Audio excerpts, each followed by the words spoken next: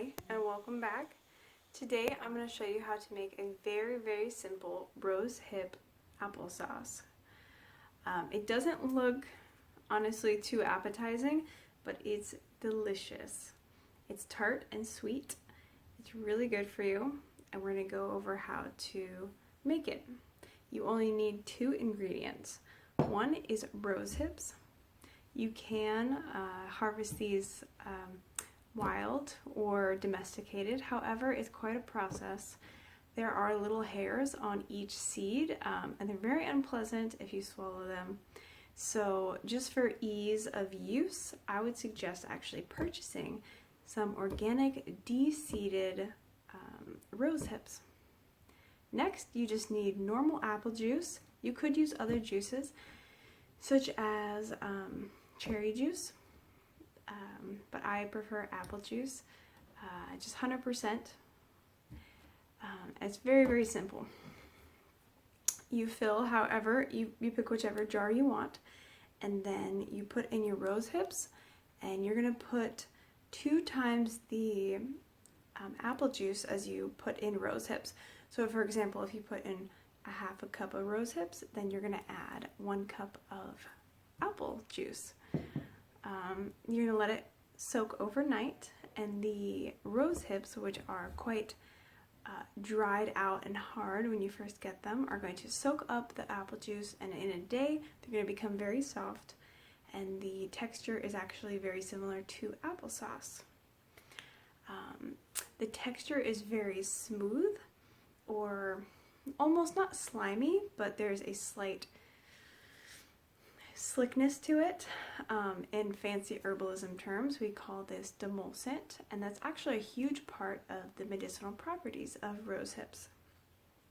The reason that it has that texture is because of pectin, which is inside the rose hips. It's also in other fruits such as apples. Pectin is used in a similar way that collagen has been used. Obviously, a plant or an animal source would be a collagen, plant source would be pectin, but they have slightly similar uses in that they can kind of coat the digestive tract and be very soothing. So rose hips are anti-inflammatory systemically, which means that they help generally with low-level inflammation throughout the body. We're not talking about something immediate, such as when you have an injury, you have more acute inflammation. We're talking more long-term chronic inflammation. One way that manifests is arthritis. So that's achiness and inflammation in the joints in your body. Rose hips are also super high in vitamin C.